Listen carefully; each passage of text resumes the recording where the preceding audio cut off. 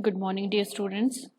This is Dr. Savita Tidme, and welcome back in the next lecture of the chapter 2, that is Techniques in Cell Biology. And in previous two lectures, we have studied the microscopy. In the first lecture, we studied the simple microscope and the compound microscope, and in the second lecture, we studied the electron microscope as well as their applications. And now in the present lecture, that is in lecture 3, we'll be studying the stains and dyes. Okay, so the stains, basically staining refers to the use of a dyes or colors to render various tissues constituent visible and distinct from one another, right? So just like this. Yes. So if the cell is like this, cells are basically like this. They don't have a specific kind of a color. They are just transparent. You can see the boundaries, but what is there? You can't see the nucleus and all that. So staining refers to the use of a dyes or colors to render various tissues constituent visible. So instead of this slide is more easily visible. Why? Because of the stain, because of some kind of a color which we have used, right?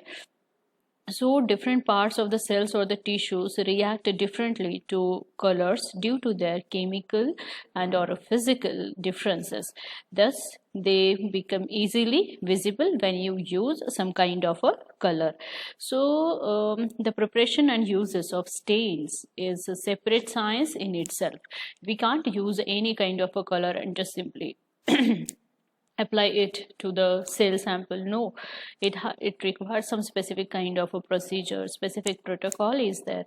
So constituent part of the cells and intracellular materials are usually transparent. Okay, constituent part of the cell and intracellular material are usually transparent and colorless and therefore cannot be differentiated from one another.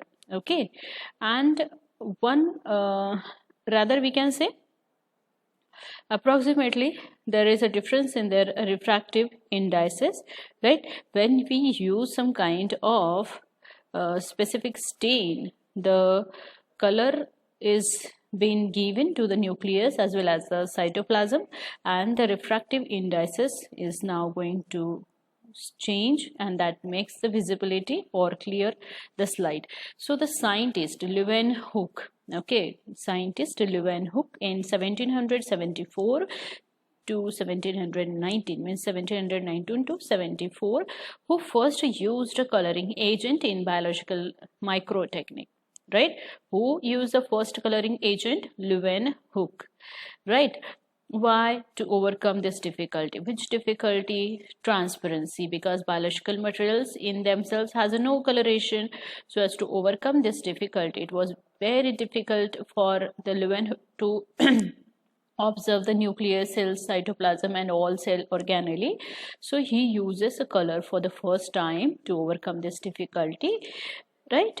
And after that, the Leeuwenhoek found tissue section. When he used to study, he found a tissue section which was very transparent for observation, and he therefore tried to think on it, what can be done, how the strain can be prepared. So he used to perform one experiment, that is the crocus, or you can say saffron, which was soaked into the wine and then it was macerated, means it was grinded further.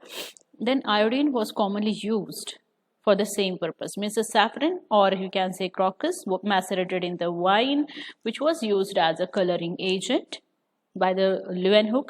After that, iodine was also used as a coloring agent by the scientist during ancient period of time.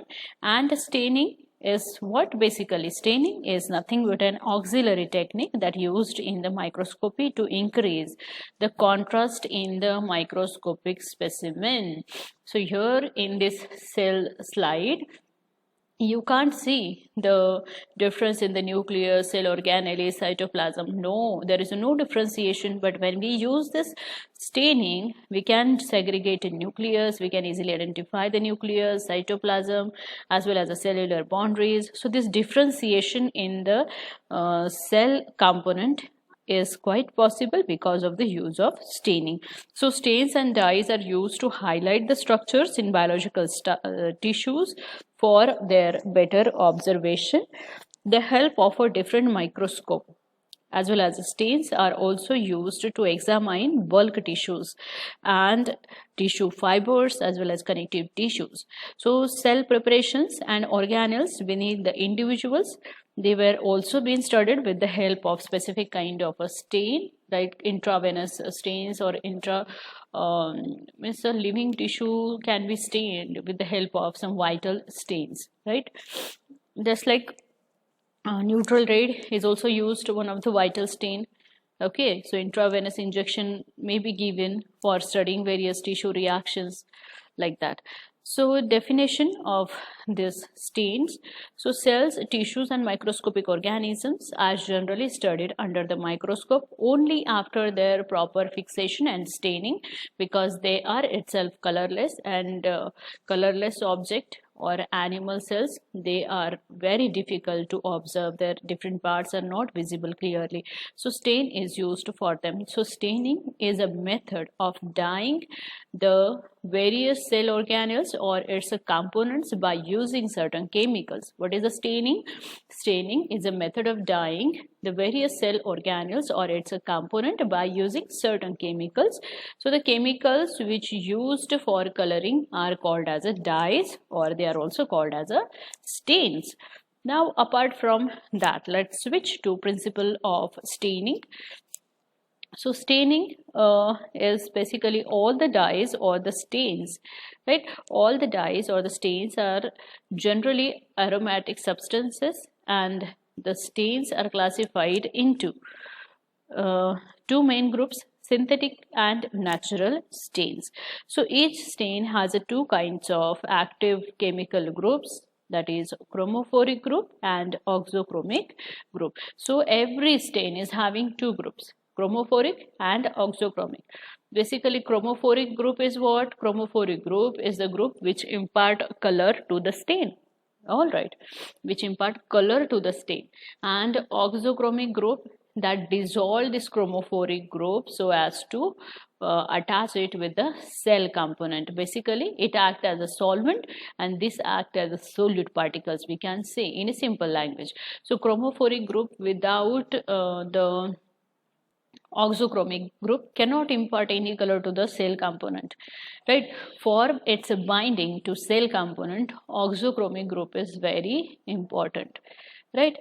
Okay, so chromophoric group that actually imparts color to the cell, to the stain. So some of the chromophoric groups are like nitro groups, carboxyl groups, azo groups, endamine groups, quinoid groups. So number of different types of chromophoric groups are there. Related to this, we can take one example, but that is again after this oxochromic group. So this group dissolves and dissociate in the water. That is, oxochromic group dissolves and dissociate in the water and helps in attachment to the cell component, right? It helps in attachment to the cell component. So thus, with the attachment of the oxochrome group, the chromophoric group also gets attached, giving the cell components the particular color. An example of the oxochromic group is a hydroxyl group. Okay, so just for example, turmeric, right? Turmeric which we used in everyday cooking.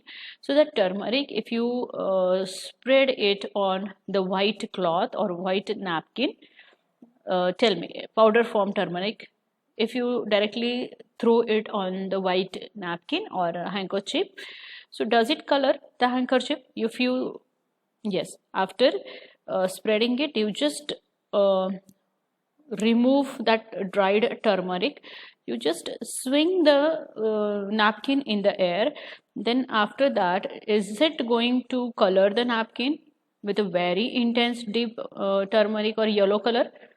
No. Why no? Because chromophoric group is there, but that group is unable to bind with the stain or unable to bind with the fibers, right? So why this happened? Because it requires some component, dissolving component, that is the oxochromic group.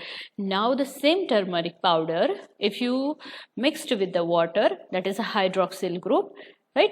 The same turmeric powder, if you mixed with the water, and then that yellow color stain, if you pour it on the white napkin, then allow it to dry, and then just swing it in the air or shred it into the air, then what will happen? The turmeric color, means yellow color, will going to fade away. Is it possible? No. Why not? Because of this oxochromic group, it binds with the chromophoric group, it dissolves the chromophoric group and facilitate its binding with the fabric color, fabric cloth or fibers, right? So the powder turmeric without oxochromic group doesn't have that much strong binding, but it is quite possible when it mixed with the oxochromic group. So the same way the stain is working. Chromophoric group is need to mix with the oxochromic group, then and then only it can fasten the color or it gives color to the cell sample. All right. Now apart from that, the term staining involves the concept that dyes or a stain must become attached to the structure to be stained, as well as it must remain attached to this. Okay. Whatever dyes or stains which we are using, that must be remain attached with the cell component. Okay. And that should not get removed. So various manipulation inherent in the process of mounting are there.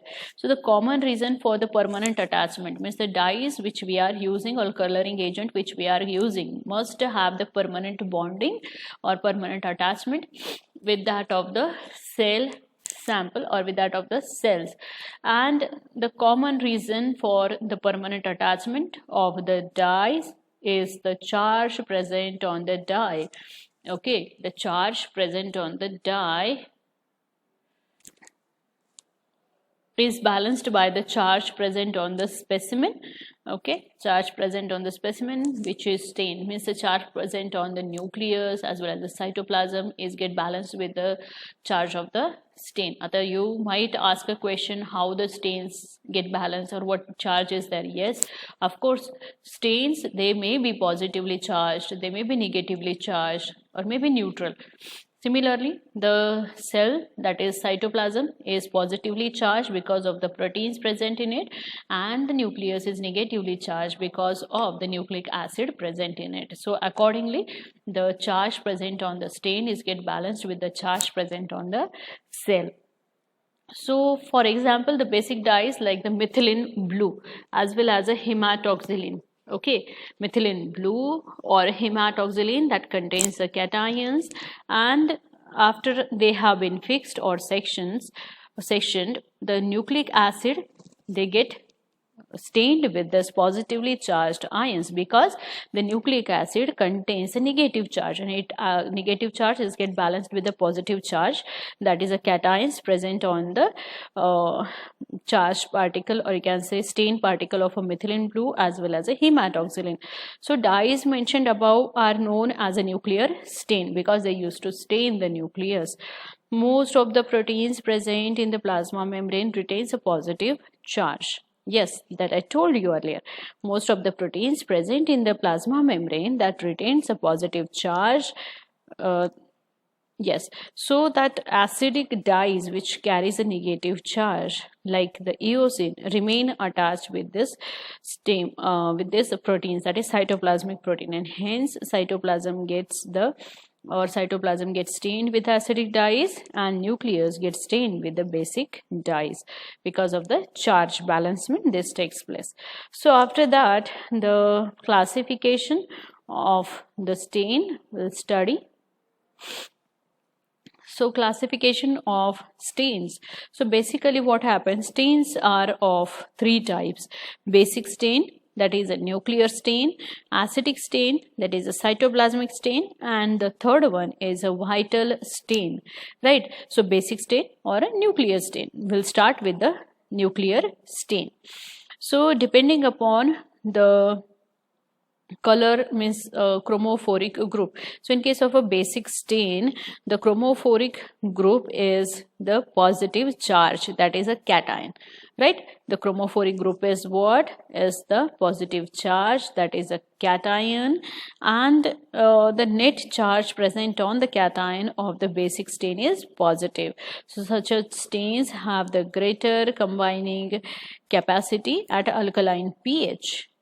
Okay, such stains have the greater combining capacity at alkaline pH. They are generally used for the staining the nucleus, and because nucleus contains nucleic acid which are negatively charged, basic stains impart color to the acidic substances because acid base get balanced, that is positive negative positive charge get balanced and are the dye salts of colorless acids. So a substance which shows affinity for the basic stain is called as a basophilic substances, and the property is termed as a basophilia. Okay, the substances which has or shows affinity for the basic stains is called basophilia, and the property is termed as a confusion is there. The substance which shows affinity for the basic stain is called as a basophilic substances. Okay, and the property is termed as a basophilia. So the basophilic substances includes the nucleic acid and the chromosomes. Okay, basophilic substances are the nucleic acid and chromosomes as they get the basic stain. The example of the basic stains are the hematoxylin, as well as methylene blue, as well as a methyl green, as well as a basic fuchsine, crystal violet, acridine orange, thymine or a safranin is nothing but the basic stains. So let's study at least two examples of the basic stain. Hematoxylin is the first example. So hematoxylin is a nuclear stain, as it is a type of a basic stain, or it is a type of a nuclear stain. So it used to study the basic differentiation between the nuclei and the cytoplasm. It is commonly used for the plant as well as animal tissue, for the studying plant as well as animal tissues. This section is obtained in a powder form from the Hematoxylon campanianum. Hematoxylon campanianum is nothing but a plant, a leguminous plant. It is a small leguminous plant that contains a hematoxylin, means it comes in the form of a like pod. Small legume is there inside that small pod or a legume. This powder form of the hematoxylin is produced, and for further purpose it is converted by oxidizing into hematin. Okay, so that hematoxylin is acquired from this small leguminous plant, that is Hematoxylon campanianum, and it is either slowly means it is oxidized into hematin either slowly due to atmospheric oxygen.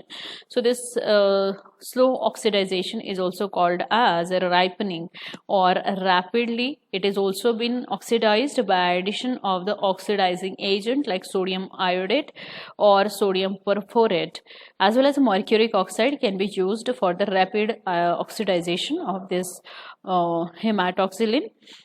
And that hematoxylin is not itself a dye, but it first need to be oxidized to hematin. Okay, hematoxylin, which is acquired directly from the plant itself, is not a dye, but it is further oxidized to hematin by exposing it to the atmospheric oxygen, and then it is used as a dye.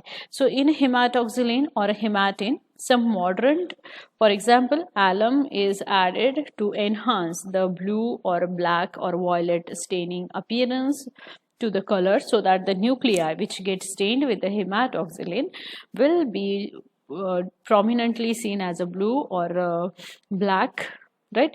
And this stain is universally used due to high contrast. It gives a high contrast, as well as it is very convenient for the photography.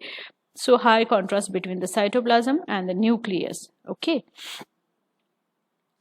As well as it is very easy to control the dyeing and insolubility of the color in the aqueous or alcoholic media after staining, and in synthetic mounting media this stain is also been used. So there are three methods for preparation of this hematoxylin, and the choice of method depend upon availability of the time between the preparation as well as use of the stain. If longer time is available, or if you have a longer time, then slow ripening method is used, and if you need to require, or if you need the stain within a very short time, then a quick oxidization is been required, or it is followed by adding some mercuric oxide or sodium perforate or sodium iodate for the rapid oxidization of the stain. So let's see two methods of preparation of this hematoxylin. Delafield hematoxylin composition and its a preparation. First of all, we'll see it requires two components, that is A and B. This A component is nothing but hematoxylin, which is 1 gram of hematoxylin is taken, then absolute alcohol 6 ml is used. Then it is that 1 gram of hematoxylin is mixed with the 6 ml of the alcohol. Then in the B component, ammonium alum is used. 10 grams of this ammonium alum is mixed with the 90 ml distilled water. Right? So component A and component B are ready with us. Allow the mixture, means we have to mix then. We have to mix A component in B and allow this mixture to ripe in air. When the solution has darkened, add the glycerol. 25 ml of the glycerol is added, and methyl or ethyl alcohol 25 ml is added. The final mixture may be allowed to ripen further, while test of its staining activity will be made after every 2 weeks. Right? When the activity is judged to be optimum, the solution should be stored in a tightly stoppered bottle. So this is a delayed process of preparation of this hematoxylin because it allows the ripening in the air. No additional oxidizing agent is been used in this method in the preparation of a Delafield hematoxylin. So it is a slow ripening method or a slow preparation method. Now enrich hematoxylin. This enriched hematoxylin requires, means hematoxylin 2 grams, absolute alcohol 100 ml, distilled water 100 ml, glycerin 100 ml, glacial acetic acid 10 milligrams, potassium alum 15 to 20 milligram is used. Right? So this enriched hematoxylin, how it can be prepared. Let's see. So dissolve the hematoxylin powder in alcohol and acid and then mixed them thoroughly. So this glacial acetic acid, dissolve this hematoxylin in alcohol 100 ml, then mix the 10 ml of the glacial acetic acid, mix it thoroughly and add ingredient in order given like this. So after mixing, we have to add distilled water 100 ml, then add glycerin 100 ml, then potassium alum 15 to 20 gram is added to the mixture. Then keep on shaking. Every time we have to keep it in well mixed condition. Then allow, after mixing, when the dissolution is maximum, allow ripening for some months in a loosely stoppered large flask and kept at a place exposed to sun for at least few hours every day. So add the remaining alum to the ripening solution. Means this is again a slow method. Enrich as well as Delafield hematoxylin, both the methods, they are slow ripening methods, right? Because no oxidizing agents such as sodium perforate, sodium iodide or mercuric oxide is added to this, and atmospheric ripening of the stain is allowed. So this is again a slow method. But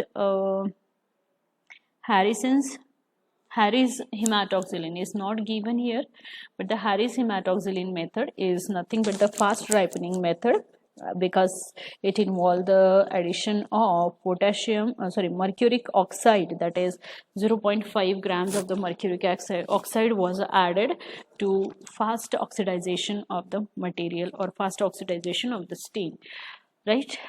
All right, now apart from that, one more stain is given, we'll study it. Acetocarmine 1% solution is used. So how to prepare that acetocarmine? So carmine, 10 grams of the carmine powder we need to have, then 45% glacial acetic acid, 1 ml is required, and 10%, okay, 10% ferric chloride 5 ml is needed. So all this ingredient is it's mixed in a proportion. Like carmine is a basic dye that is prepared from the insect Crocus cacti. Okay, so carmine is acquired from the insect, that is Crocus cacti. 10 grams of this carmine. See, instead of using this carmine as a nuclear dye, we use aceto-orsi, because carmine is very difficult to made it available as it is acquired from the insect. So 10 grams of this carmine is mixed with 100 ml of glacial acetic acid. After that, add boilizer and reflux for 24 hours. Boil it as well as allow it to steam for about 24 hours, and then filter into dark bottles and stored at 4 degrees Celsius. Then this solution can be stored for a long time, and staining can be intensified by adding ferric chloride. Okay, so in the previous, like in the hematoxylin, alum was added as a stain intensifier or enhancer staining. So here in this case, ferric chloride, right, 5 ml of the 10% ferric chloride is used as a stain intensifier. Okay, and then acetocarmine stain is generally used for staining the plant chromosomes. All right, it is used for staining the plant chromosomes. So dear students, we have completed the basic concept of stains as well as a classification of it's a principle of the staining that includes the chromophoric, oxochromic groups, then classification of the stains, and first type of or first class of the stain, that is a basic stain, means a nuclear stain, as well as it's a preparation of the two stains, that is hematoxylin, Delafield hematoxylin as well as enriched hematoxylin, and acetocarmine preparation we have studied in this lecture. Now in the next lecture we'll be studying the acidic stain as well as the vital stain.